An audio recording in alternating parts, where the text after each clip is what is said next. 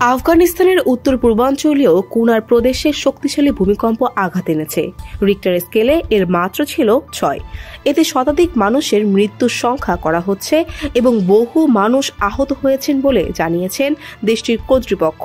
সোমবার এক প্রতিবেদনে এ তথ্য জানিয়েছে বার্তা সংস্থা রয়টার্স।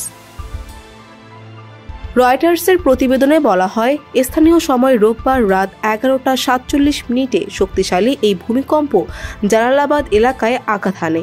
এই ভূমিকম্পে বহু গ্রামে ঘরবাড়ি ধসে পড়ে।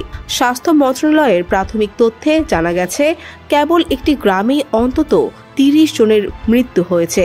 তবে দুর্গম এলাকায় সঠিক তথ্য পেতে সময় লাগবে বলে জানিয়েছে কর্তৃপক্ষ। ওয়ালটন এখন দেশের সীমানা পেরিয়ে পৌঁছে গিয়েছে 50টিরও বেশি দেশে। ওয়ালটন, ঘরে ঘরে, বিশ্বজুড়ে। কর্তৃপক্ষের বরাতে বিবিসি জানিয়েছে, 115 জনের বেশি মানুষকে আহত অবস্থায় নানগারহার ও কুনার প্রদেশের বিভিন্ন হাসপাতালে ভর্তি করা হয়েছে। মৃত্যু হয়েছে অন্তত 20 জনের। স্বাস্থ্য মন্ত্রণালয়ের মুখপাত্র শরাফাত জামান বলেন, ক্ষয়ক্ষতির সংখ্যা অনেক বেশি। এলাকা দুর্গম হয়, উদ্ধার কাজে বিলম্ব হচ্ছে। আমাদের টিম এখনও ঘটনাস্থলে কাজ করছে। কুনার প্রদেশের তথ্য প্রধান নাজিবুল্লাহ হানিফ জানান, শতাধিক আহতকে হাসপাতালে নেওয়া হয়েছে। তবে দূরবর্তী গ্রামগুলো থেকে তথ্য পাওয়া সাপেক্ষে হতাহত সংখ্যা আরও বাড়তে পারে।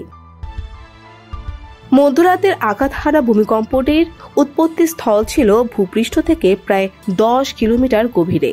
এতে সীমান্তবর্তী পাকিস্তানের খাইবার পাখতুনখোয়া অঞ্চলেও কম্পন অনুভূত হয়।